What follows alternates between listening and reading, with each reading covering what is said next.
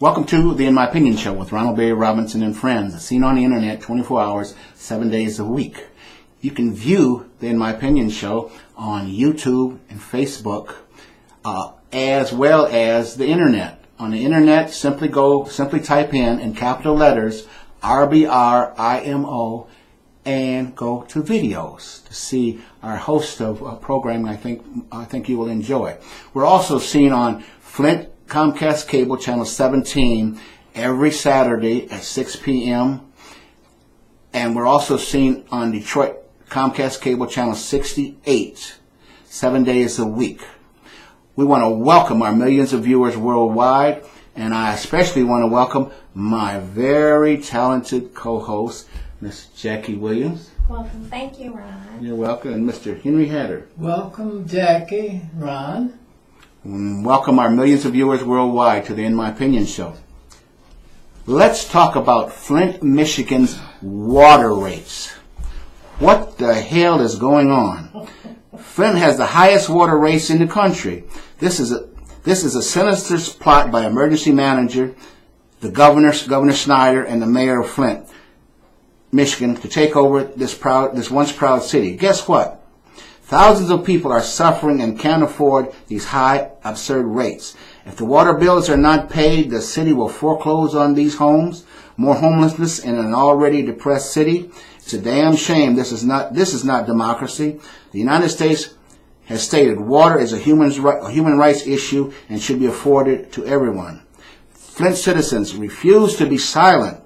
Power gives up nothing without agitation. As I have and many of you in driving around the city of Flint, Michigan, I have seen multiple fire hydrants open, spewing untold millions of gallons of water. Disgraceful incompetence. These open hydrants is a city issue. The wannabe powers at City Hall are incompetent, to say the least. This incompetence is being passed on to the poor and rich alike. Stop being silent. Flint, Michigan. Citizens, you must get rid of the EM and the mayor. Don't you hear that sucking sound? They are draining your city with their lies and undemocratic practices and of what little resources you have left. When that's done, they will leave too. Appointed elsewhere to ravage and plunder someone else's city. Again, power gives up nothing without a struggle. Martin Luther King said, "Nothing in all the world is more dangerous than sincere ignorance and conscientious stupidity." What City Hall has determined is these enormously high water rates and water shutoffs is a business necessity is now being revealed to the world. It's a violation, again, of the most human, basic right, the right to water. Jacky, what's your thoughts?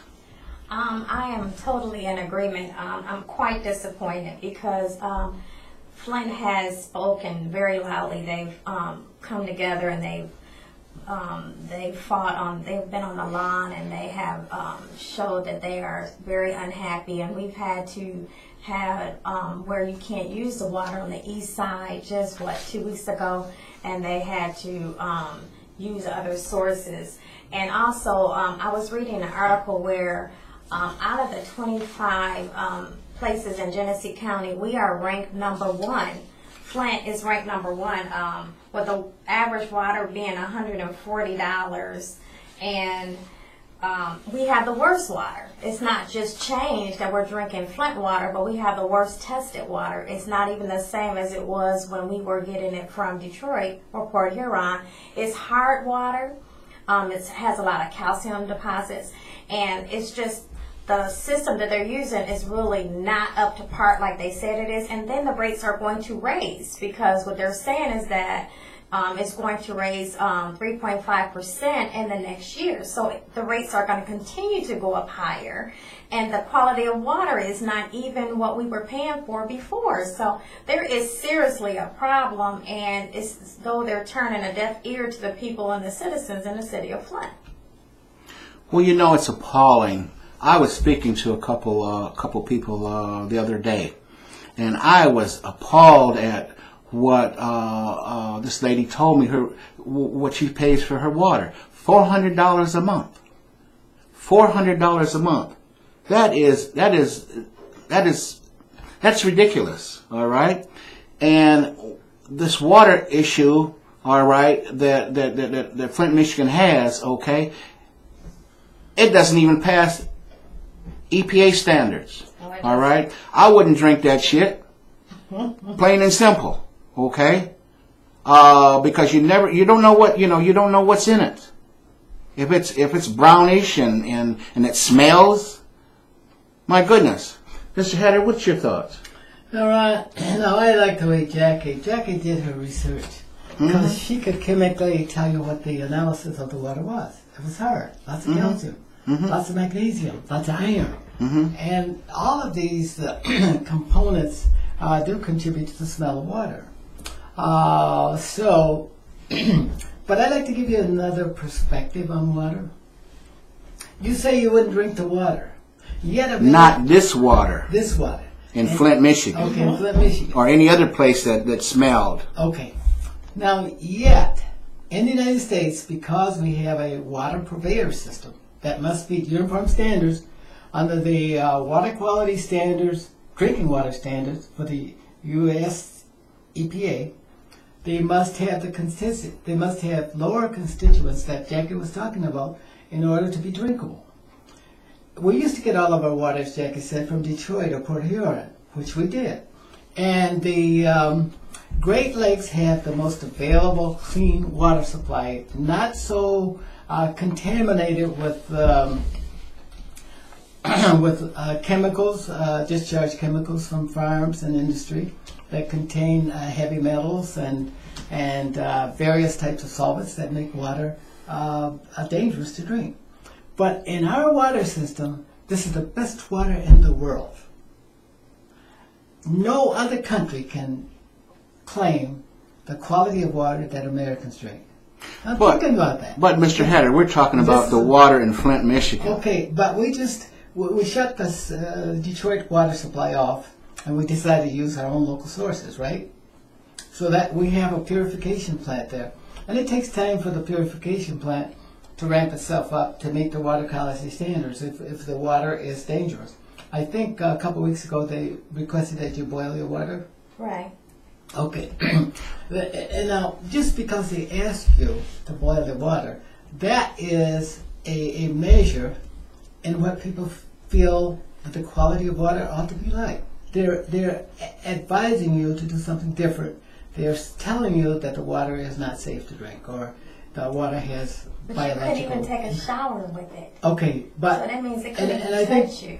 But see, that's also incompetence from City Hall. All right, they should have had this. I'm not done with my point yet. They should have had this in control before they opened up the spigots. Right. All right. I agree with before that. they took over the water, they should have knew what the hell they were doing. But you got them incompetents down there in City Hall. All right, the EM and Walling and the other so-called leaders. I don't call them leaders, you know what I mean? Because in my opinion, they're a bunch of carpetbaggers. All right. When they get through destroying when they get finished destroying the city, all right, they're going to move on, okay, to somebody else's city, as I said before. All right.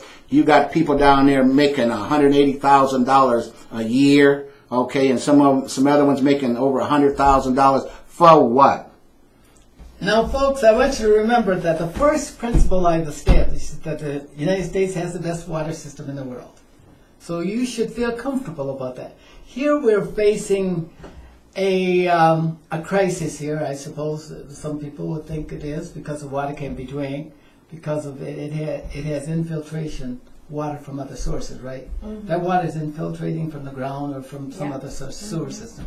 So the purveyor is advising you to boil the water. Right. That is a temporary measure. Now the next problem that I want to point out here is that the old purveyor system is old. The infrastructure is old and it's limited in size.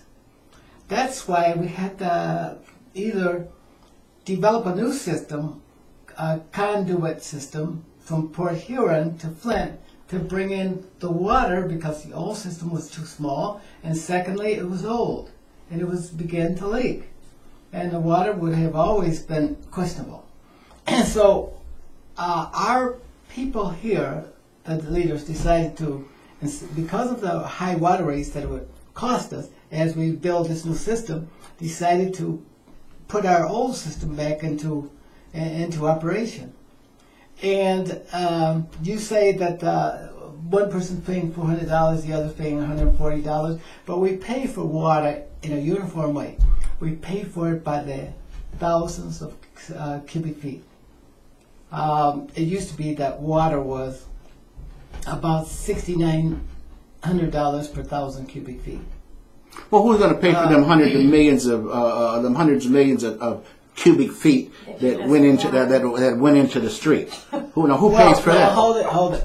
That is a maintenance system.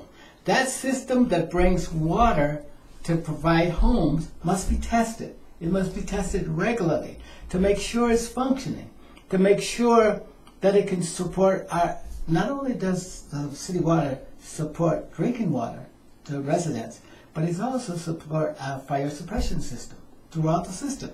This must be tested all the time, and you got to bleed that once in a while just to make sure that the system is always working. So we pay for some dross there.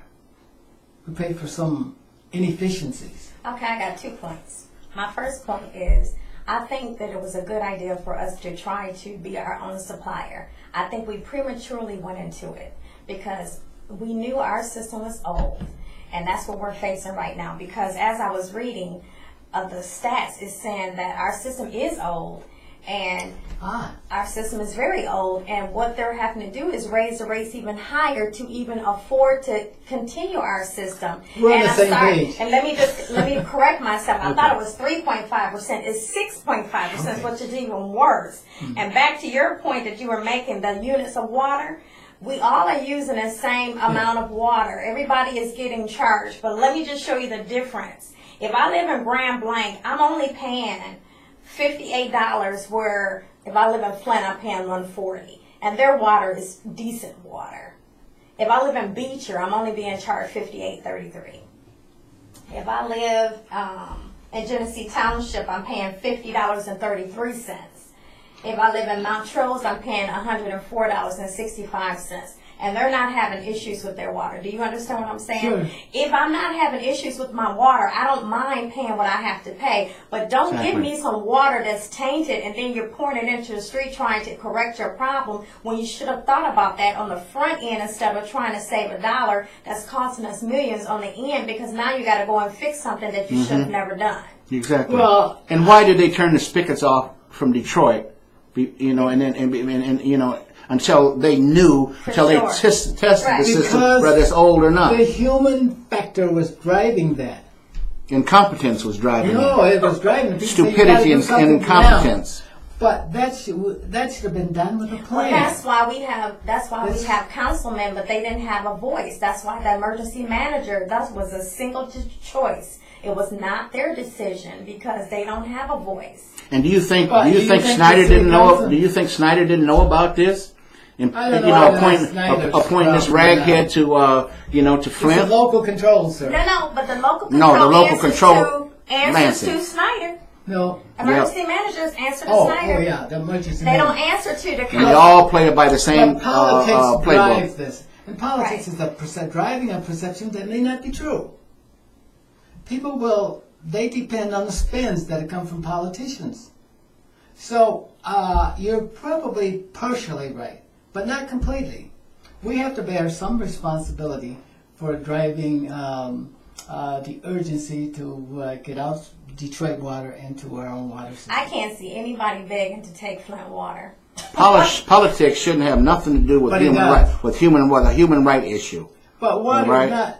This is not a violation of human rights. Sure it is. You can't drink that shit. You can't bathe in it. You can't bake it. You can't bathe in it. I all know, right? but we run. You can't send your kids, Junior, go get me a glass of water. When it comes back, it's undrinkable. Okay. What about the diseases that might be in that? Have you ever drank any of Mexico's water? No, because they tell you not to drink water. I have. Okay. Did you get tapeworm? No. Okay. No. Did you get sick? No. A lot of people do get sick. Okay. Because it's filled with bacteria. Well then, I guess maybe that's a sister city to Flint. No, Huh? no. Right. Levels of bacteria in city water has to meet certain standards. And it does that because I've seen it. I tested it. You drank some of Flint's water? Yes, I drink it all the time. I just drank some in coffee here. And I have no Oh, look at you shaking. I see you shaking, Mr. Hatter. Look I at have you. no reservations They about fixed Flint the water. problem. That's why, because they fixed it. That was 2 weeks ago. Well, I had no problems before then. No, you should have came Because 2 weeks ago and drank it. I think that water in the United States is the best water in the world. Well, I agree with And there you was in no some way- parts. Right. Have someone call into the show and explain to us why they don't believe that the water in the United States is the best in the world. I'm not arguing that point. What I'm Now, arguing technology is is the best. why Flint water And is not the only worst that- in the county. Not That's only what that, we're arguing. but there will come a time with the water shortages, and you see these water shortages rising. There are two reasons why water shortages are rising.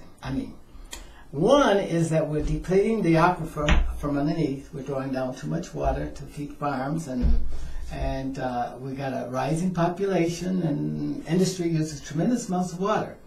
So in the West, you can see these crises in the water throughout the West, but not in Michigan. We're surrounded by great water supply, and yet we're not happy. We're not, and by the way, you not only have to pay for the water that you use that comes out of the spigot, but you also have to pay for the sewage, the cleanup of the water that you discharge into the Flint River. So the water, you're looking at two components. That bill is generally divided into two. You're only paying half of that for the water rate. The other half is for the cleanup of the water. And so are the rest of the county, but their rates are still lower than ours. Yeah. And you got to remember that the city is no city. It has many, many ductile iron. You should run for council because you have a lot No, of I wouldn't be seen in the city council. Maybe somewhere else in Owasso someplace, but not city council. Run for mayor, Mr. Hatter. No, I wouldn't put up with that. All right, I think you'd be the best possible candidate. You can't be honest You know. for that. No, yes, you can. You are an honest man, and I would vote for you. Besides, I'm a Republican. They That's would all never right. say That's that. okay. But All right. There are good But Republicans. I have to tell you that that's what I feel about the water.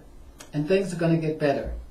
And we should be grateful that we have a system in this country that protects our water supply.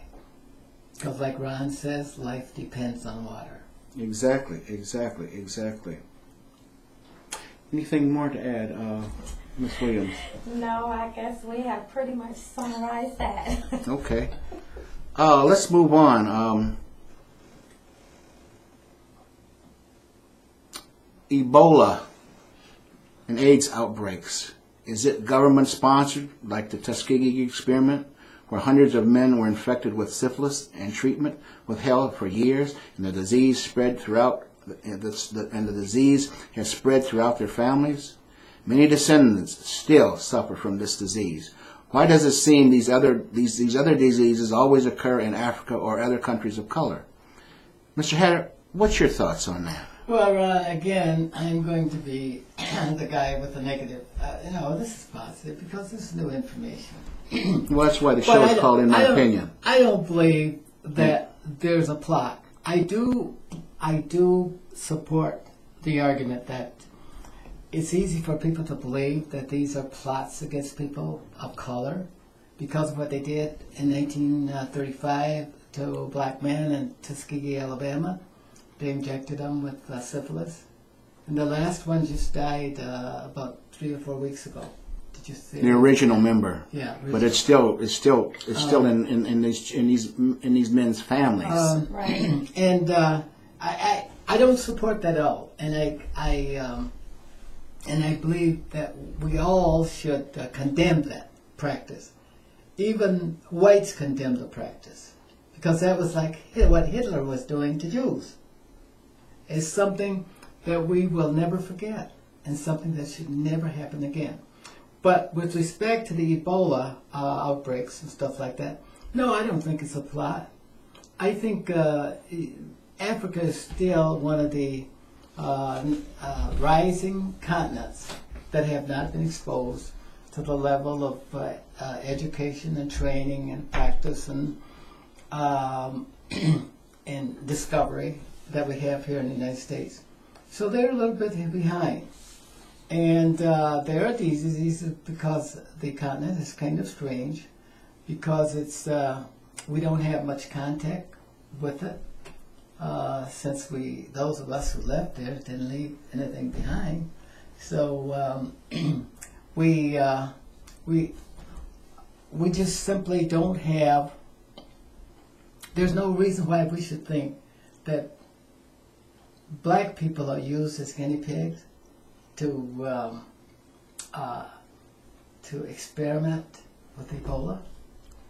I don't think that it's a good argument. I think that we should work together as people of color and with some confidence and trust in people who actually go out to do research and to practice remedial practices so that we can cure Ebola. I think that there are a lot of great people out there. Most of the people who are in these recovery facilities in Africa are not Africans. They're Europeans, and they're people from the East and China and so on and so forth. And I don't think that they're there because I think there's a plot against people. I think people from all over the world. We've got many, many great doctors from the United States, maybe African Americans. And we know that we have some good African doctors who engage in the eradication of Ebola. But I don't think it's a plot. It could happen to anyone. Do you remember when we had the pig flu or the bird flu? That was China's, right? Remember that? Mm-hmm. Okay. So these kind of things can happen. We probably have diseases right here in this country that's just germinating, evolving to become the next great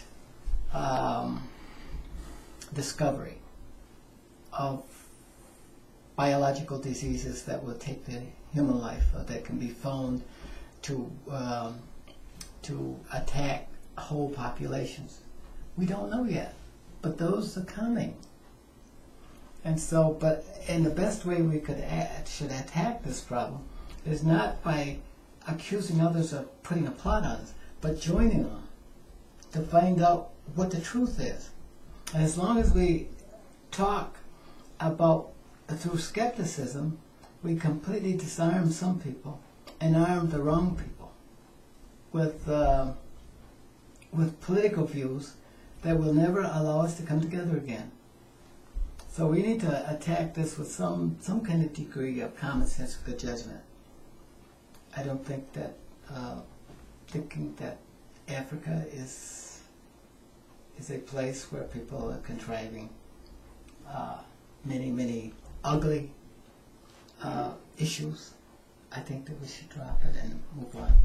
What are your thoughts, Jacky? Well, I think that it's a couple of things. I think that the government has a lot to do with it because we have so many programs here where we ship food and we ship health.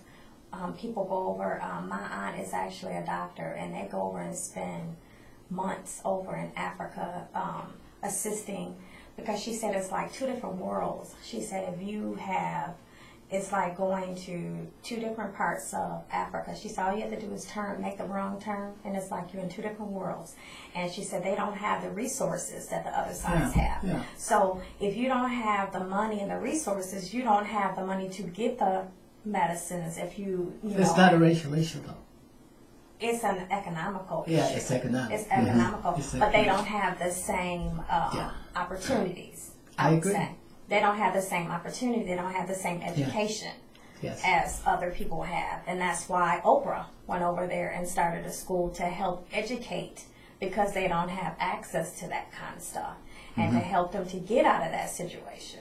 We're on the same page. We could solve the problem if they gave us the money, couldn't we?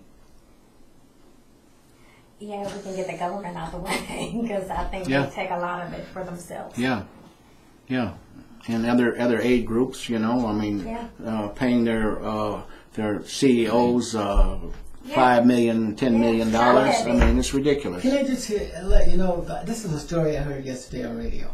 There was this young man, he was, I believe, from the Middle East. Now, he had a grandpa a grandmother, brothers and sisters, and his mom and dad. All died from Ebola. But he survived. And so the government hired him because there's no evidence that people who've had Ebola before will get it a second time. So he's now part of that clinical setting now, and has the courage to stay there. And this is why I know that of all of the other people who are working in these clinics to eradicate Ebola and to treat those folks. And it's just wonderful to have them, knowing that they are on the side of the people who are affected by Ebola. The rest of us would not even go near there. We're afraid that we'll be contaminated. But these people take all kind of chances and choices, and therefore they're much more they're better educated and better prepared to deal with it. Thank you. Well, let's hope they find a cure for this terrible disease. I want to say to our millions of viewers worldwide, October is Breast Cancer Awareness Month. Please participate in your community, okay? It is dearly appreciated, and donate whatever you can. This is Ronald Berry Robinson and friends saying for the In My Opinion show, stay focused.